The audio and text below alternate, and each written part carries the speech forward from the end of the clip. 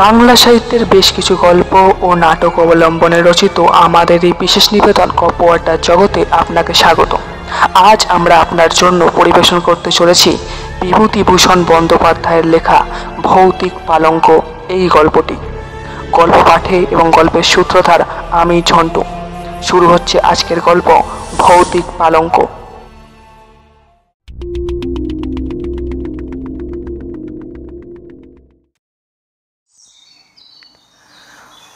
অনেকদিন পরে সতীশের সঙ্গে দেখা।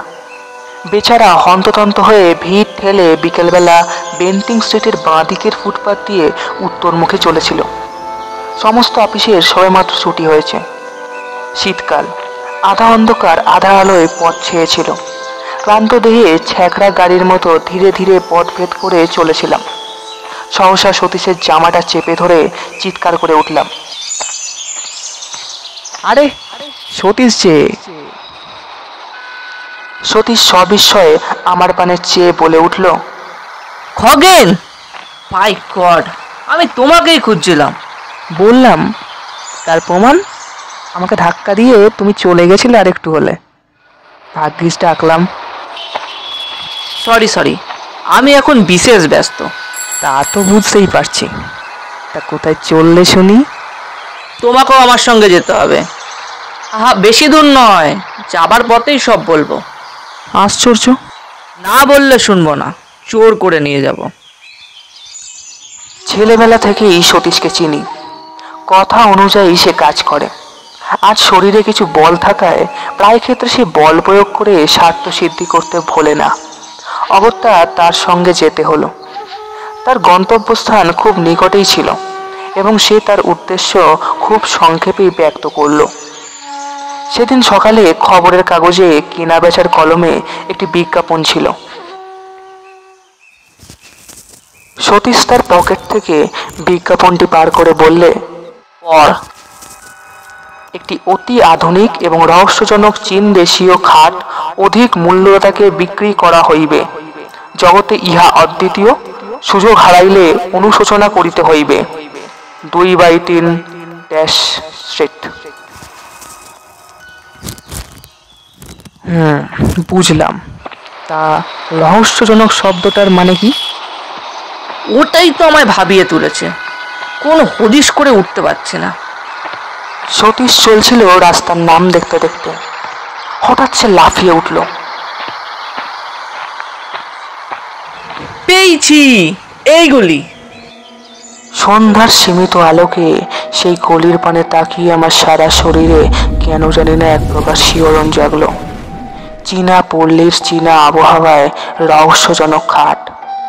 সতীশের হাতটা ধরে বললাম, খাটে কাজ নেই সতীশ, চল ফিরে যাই। আমরা বাঙালি, খাট বেঁচে থাকুক। সতীশ বল প্রয়োগে এক ঝাঁকানি দিয়ে উঠল। ভীতু কোথাকার, এতটা এগিয়ে এসে কখনো ফেরা যাবে না। গলির মোড়ের ডান পাশে একটা নিম গাছ ভূতের মতো মাথা উঁচু করে দাঁড়িয়েছিল। ওদিকে ডাস্টবিনের মধ্য থেকে যত সব অখাদ্য কুখাদ্য উদ্ভট গন্ধ ভেসে আসছে। অন্নপ্রাশনের ভাত যেন ঠিকরে বার হয়ে আসতে চাইল অসহ্য যন্ত্রণায়। নাকে রুমাল চাপা দিয়ে কোনো গতিকে পথ চলতে লাগলাম।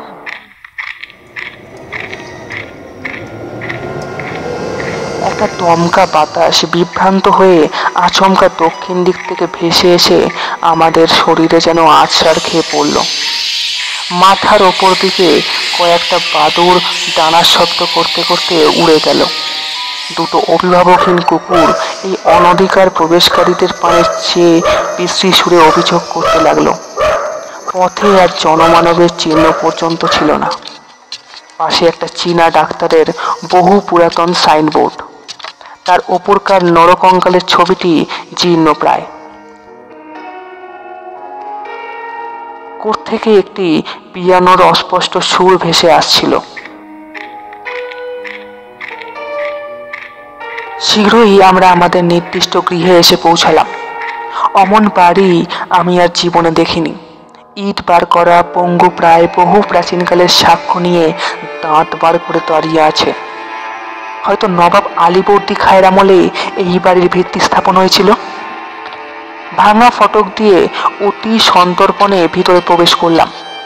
বাড়ির ভিতরে গিয়ে আমি অবাক হয়ে গেলাম, এত লোক এখানে এলো থেকে। যে নির্জন নিস্তব্ধ গলি আমরা পিছু ফেলে আসলাম, সেখানে তো কারোর ছায়া পর্যন্ত খুঁজে পাইনি। ভৌতিক কাণ্ড নাকি? সকলের মুখেই কৌতূহলের ছাপ বর্তমান। নানা জাতির লোক সেখানে সমাবেত হয়েছিল। এতগুলি লোক, কিন্তু কারোর মুখে একটি কথা নেই। ছুঁচ পড়লে পর্যন্ত তার শব্দ শোনা যায়। ঘণ্টাখানেক পর একটি বৃদ্ধ মোটা চীনা আমাদের পথ প্রদর্শন করে নিয়ে গেল। তার মাথার একটি চুলও কাঁচা ছিল না। তার সামনের ওপরের দুটি দাঁত সোনা দিয়ে বাঁধানো, আর বাঁ হাতের উল্কিতে একটি ভোঁজালির ছবি। সে আমাদের ইশারা করে অনেকগুলি ঘর পার করে সেই খাটের ঘরে নিয়ে গেল। বাড়িটি একটি দুর্ভেদ্য দুর্গের মতো, চারদিকেই গোলকধাঁধা। হ্যাঁ, খাট বটে। অমন খাট আমি জীবনে আর দ্বিতীয়টি দেখিনি। খাট আমি অনেক দেখেছি, কিন্তু ঠিক এই রকম আশ্চর্য চীনা খাট সেই প্রথম এবং শেষ দেখলাম। তার অপূর্ব ভাস্কর্য, অপূর্ব কারুকার্য, একপাশে ভগবান বুদ্ধের ধ্যান গম্ভীর প্রশান্ত মূর্তি। আয়তনে খাটটি বেশ বড় নয়, দুটি মানুষ বেশ আরাম করে শুতে পারে। আবার আশ্চর্য, সেই খাট বাড়িয়ে 10 জনের জায়গা করা যায়। দেখে চমকে গেলাম। সকলের সঙ্গে দর কষাকষি হতে লাগলো। ওই সামান্য একটা কাঠের খাটের প্রতি সকলের মন আকৃষ্ট হয়েছিল। কেনবার জন্য সকলের কিসে ব্যাকুলতা। দাম হু হু করে বাড়তে লাগলো। শেষে সতীশের ভাগ্যেই ওই খাটটি জুটল 1500 টাকায়। সেই খাট নিয়ে বাড়ি ফিরতে সতীশের প্রায় 10টা বাজলো। যে দেখলো সেই বলল, চমৎকার। সেখান থেকে খাওয়া দাওয়া করে আমি বাড়ি গেলাম। সতীশ বলল, আবার এসো, নেমন্তন্ন রইল। তথাস্তু বলে চলে এলাম।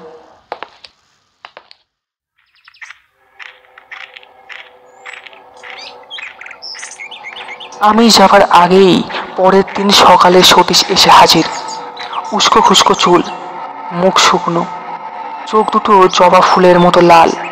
দুর্ভাবনায় দুশ্চিন্তায় হয়তো সারা রাত্রির ঘুম হয়নি। আমি সবিস্ময়ে প্রশ্ন করলাম, আরে ব্যাপার কি? বিপদ, ভীষণ বিপদ। কিসের বিপদ? সেই খাট। একটা যে কিছু হবে তা আমি আগে থেকেই বুঝতে পেরেছিলাম। কেউ কখনো খাল কেটে কুমির নিয়ে আসে? হাজার হোক, ওটা একটা রহস্যজনক খাট।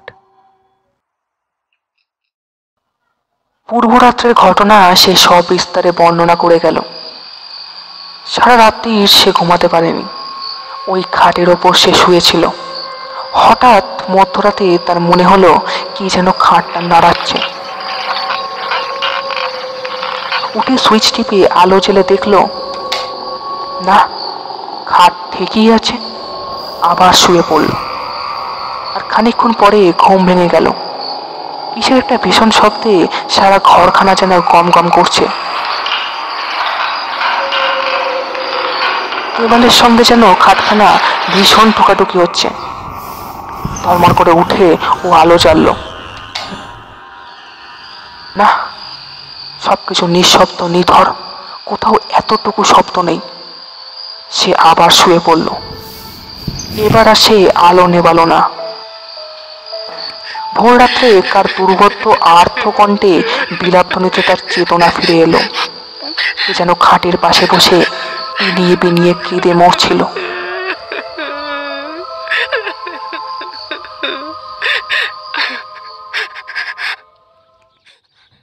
আমি বললাম, বলেছিলাম তো তোমায় প্রথমেই, ও খাট কিনে কাজ নেই, যেমন তোমার রোগ, এবার বোঝো। সতীশ বলল, দেখো খগেন, তোমায় হয়তো আমি বুঝিয়ে বলতে পারবো না। ওই হতভাগ্য খাটখানার উপর এমন মায়া লেগে গেছে যে কি বলবো। আমি ওকে ছাড়তে পারবো না কোনো মতেই। তবে মরো ওই নিয়ে। আমি আমি তোমার সাহায্য চাই। আমার সাহায্য? হ্যাঁ, আজ তুমি আমাদের ওখানেই রাতে খাওয়া দাওয়া করবে। সারা রাত না ঘুমিয়ে ওই খাটটাকে পাহারা দেব। দেখি ওর কলট কোথায়। আর আমার আপিস? পাগল, কাল যে রবিবার। অগত্যা বন্ধুকে সাহায্য করবার জন্য সন্ধ্যাবেলা তাদের বাড়ি গিয়ে হাজির হলাম। সতীশ আমার অপেক্ষায় পথ পানে চেয়েছিল। সে সউল্লাসে চিৎকার করে উঠল, সুস্বাগতম, সুস্বাগতম। তারপর আর কোনো গন্ডগোল হয়নি তো? না, দিনের বেলায় গন্ডগোল হবার কোনো কারণ নেই। সতীশের মা বললেন, দেখো দেখি বাবা খগেন, এত বলছি যা বিক্রি করে দে, তা আমার কথা যদিও শুনেছে। সতীশ বলল, বলছো কি মা, ভয় পেয়ে 15 টাকার খাটটা বিক্রি করব?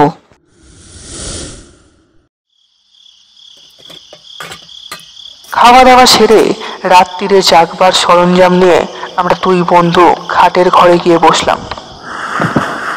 আমার হাতে দীনেন রায়ের ডিটেকটিভ উপন্যাস, আর সতীশের হাতে হেলথ অ্যান্ড হাইজিন। রাত্রি ক্রমে ক্রমে বাড়তে লাগলো। ঠিক হলো, আগে সতীশ ঘুমাবে আর আমি জাগবো, তারপর সতীশ জাগবে আর আমি ঘুমাবো। বইখানা খুলে আমি বসে রইলাম। পড়তে পারলাম না একটি অক্ষর। এক দৃষ্টিতে তাকিয়ে রইলাম। চারদিকে কান খাড়া করে বসে রইলাম ভয়ে ভয়ে। এতটুকু শব্দে থেকে থেকে চমকে উঠছিলাম। এই বুঝি অপদেবতা আমার গলাটি দিল টিপে।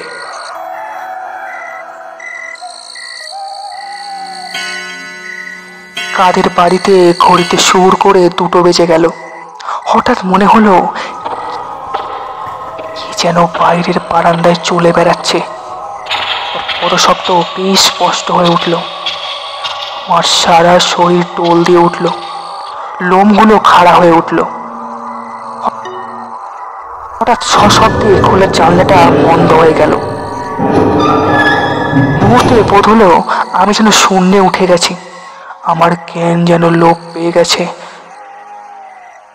আমি মৃত না জীবিত তাও ঘোর সন্দেহের বিষয় হয়ে উঠল। আমি সভয় ডেকে উঠলাম, সতীশ, সতীশ। সতীশ ধর্মর করে উঠে বসলো। ব্যাপার কি খগেন, ব্যাপার কি? ভয় ও বিস্ময় আমার মুখ দিয়ে কোনো কথা বেরোলো না। সতীশ আমার 2 কাঁধে হাত দিয়ে নাড়া দিয়ে ডাকলো, খগেন, খগেন। আমি আঙ্গুল দিয়ে কপালের ঘাম মুছে বললাম, যা ভয় পেয়েছিলাম। তা তো বুঝতেই পারছি। যাক, আর তোমায় জাগতে হবে না, তুমি ঘুমাও, আমি জেগে বসে আছি। না, আমারও ঘুমিয়ে কাজ নেই, আর তাছাড়া ঘুমও আমার হবে না আদৌ। ভীতু কোথাকার। তারপর ভীতু আমি ও সতীশ বলে ঠেসান দিয়ে বসে রইলাম। আমরা দুজনেই নিঃশব্দে জেগে রইলাম। কেউই একটি কথা বইলাম না। আমি খোলা জানলা দিয়ে বাইরের টুকরো আকাশের পানে এক দৃষ্টিতে তাকিয়ে রইলাম। অসংখ্য তারকা মিটমিট করে চলছিল। বোধ হলো তারা যেন আমাদের বিপদে ফিকফিক করে হাসছে। আমরা চুপটি করে বসে আছি।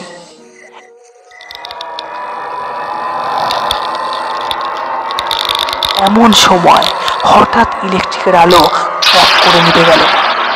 আমরা সমস্বরে বলে উঠলাম, কে? বললো কি যেন মেন সুইচ বন্ধ করে দিয়েছে।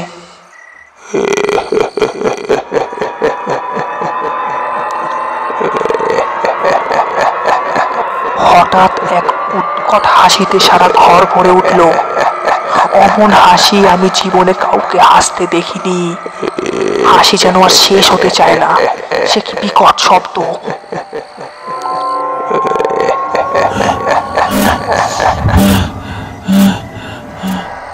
বোধ হলো যেন ঠিক দরজার কাছে এসে খুন হচ্ছে। আমি শিউরে উঠলাম। সতীশ চট করে টর্চটা দরজার ওপর ফেললো। তাতে হিতে বিপরীত হলো। বোধ হলো কি যেন দরজার ঠিক বিপরীত দিকে জানলাটা ধরে বসে আর্তকণ্ঠে পিনিয়ে পিনিয়ে কেঁদে মরছে। তার কান্নার কোনো ভাষা খুঁজে পেলাম না।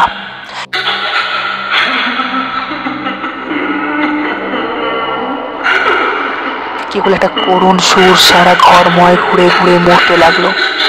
তারপর সেই খাটের ওপর গিয়ে সেই বিলাপ ধ্বনি আর নড়ল না। কান্নায় যেন খাটটা ভিজে গেল। সেই অবদ্ধ ভাষায় সকরুণ বিলাপ ধ্বনি চিত্তে এমন এক অগাধ বেদনার সঞ্চার করলো, যার ফলে আমাদের সমস্ত শক্তি যেন ক্রমে ক্রমে লোপ পেতে লাগলো। মনে হলো কি যেন ক্লোরোফর্ম দিয়ে আমাদের অজ্ঞান করে দিচ্ছে। আমরা যেন ধীরে ধীরে অচেতন হয়ে পড়ছি।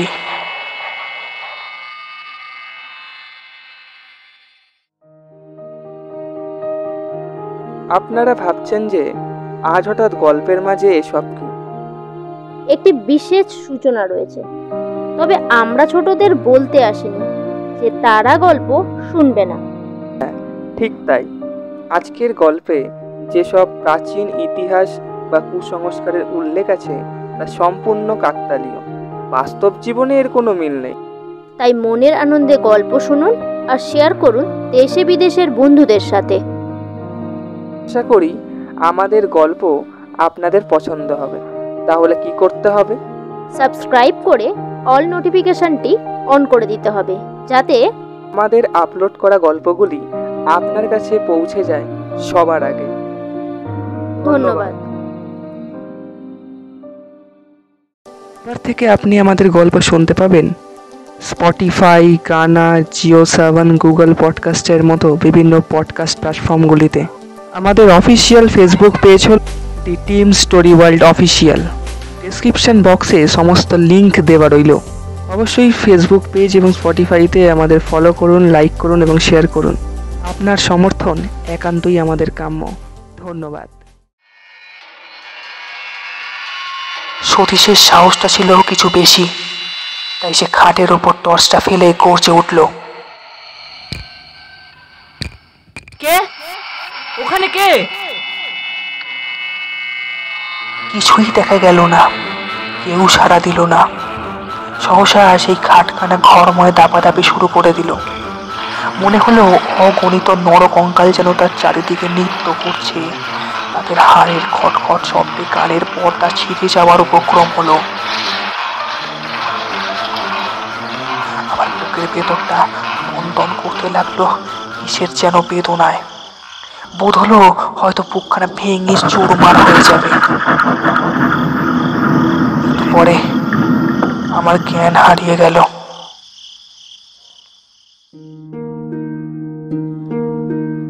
তারপর কোথা দিয়ে যে কি হয়ে গেল তা ঠিক বুঝতে পারলাম না। বোধ হলো আমি যেন অনেক দূরে এক চীনা বাড়ি গিয়ে হাজির হয়েছি। একটি ছোট্ট ঘরে তখন সেই গভীর রাত্রে টিম টিম করে একটি প্রদীপ জ্বলছিল। ঘরের মেঝের ওপর একটি লোক মুমূর্ষু অবস্থায় পড়ে রয়েছে। একটা ছেঁড়া মাদুরের ওপর তার সেই রোগ পাণ্ডুর মুখখানা দেখে আমার বড় দয়া হলো। রোগে ভুগে ভুগে বেচারা কঙ্কালসার হয়ে গেছে। তার পাশে বসেছিল তার স্ত্রী হবে বলেই বোধ হলো। চেহারা কিন্তু তার স্বামীর 4 গুণ। একটা মস্ত টুলের ওপর বসে এসে দুলছিল। তার পাশেই আমাদের এই খাটখানা দেখে আমি অবাক হয়ে গেলাম। 7 সমুদ্র 13 নদী পার করে এটাকে কে এখানে নিয়ে এলো? হঠাৎ স্ত্রীলোকটি বিকট এক হা করে হাই তুলল। তারপর দুটো সশব্দ তুড়ি দিয়ে একবার ঘরের চারদিকে চেয়ে দেখলাম তার স্বামী ইতিমধ্যে উঠে সেই খাটের দিকে এগিয়ে গেছে চুপি চুপি। সচকিতে ক্রুদ্ধা ভাগিনীর মতো তার স্ত্রী তাকে জোর করে খাট থেকে নামিয়ে বিছানায় ফেলে দিল। সে ভীষণভাবে গর্জন করতে লাগলো, আর তার স্বামী ব্যাকুলভাবে অনুনয় করতে লাগলো ওই খাটের পানে অঙ্গুলি সংকেত করে। পুতুলও সে চায় খাটে উঠতে, কিন্তু তার স্ত্রী তাকে কিছুতেই উঠতে দেবে না।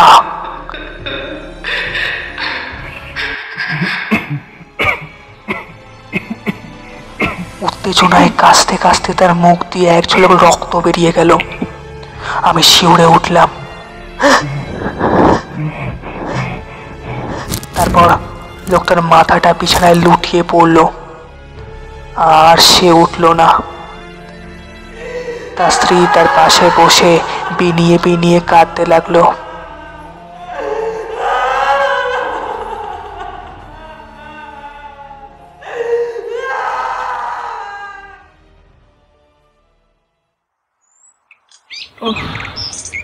যখন জ্ঞান ফিরল, দেখলাম ভোরের আলোয় চারদিক ভরে গেছে।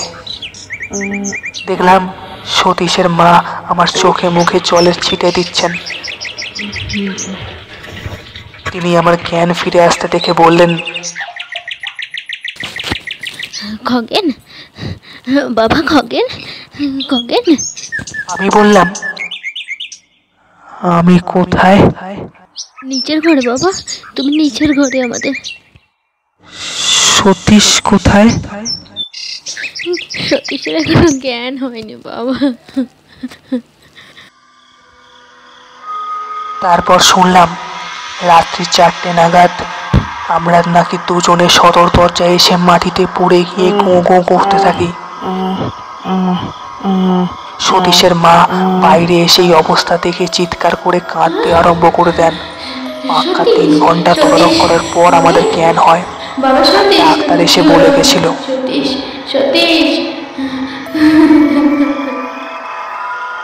ভয়ের কোনো কারণ নেই, একটা সাডেন শক আর কি। জ্ঞান হলে একটু ব্রোমাইড দিলেই সব ঠিক হয়ে যাবে।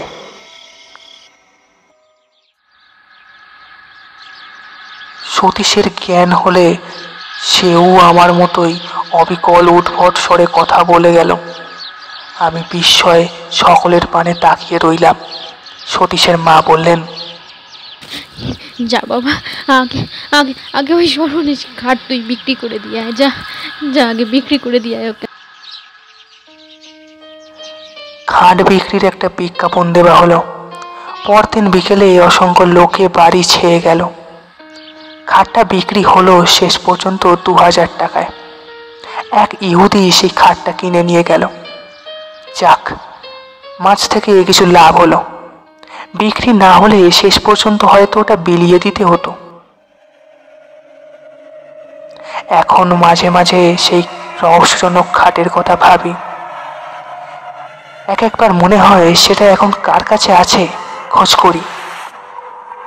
সেই অতৃপ্ত আত্মা যাকে তার দুর্দান্ত স্ত্রী কোনো ক্রমেই ব্যাধির ভয়ে খাটের ওপর জীবিত অবস্থায় শুতে দেয়নি, সে কি আজ তৃপ্ত হয়েছে? না এখনো সে ওই খাটের পেছনে প্রতি রাত্রে ঘুরে ঘুরে মরে, কাউকে ওর ওপর শুতে দেবে না বলে।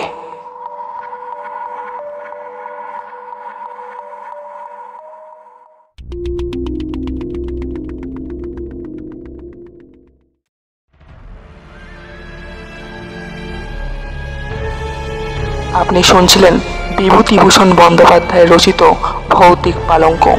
আজকের গল্পে খগেন অর্থাৎ পাঠকের চরিত্রে এবং ডাক্তারের চরিত্রে আমি ঝন্টু, সতীশের চরিত্রে সৌরভ এবং সতীশের মায়ের চরিত্রে পাঠ করেছে পিঙ্কি। শেষ হলো আজকের গল্প ভৌতিক পালঙ্ক।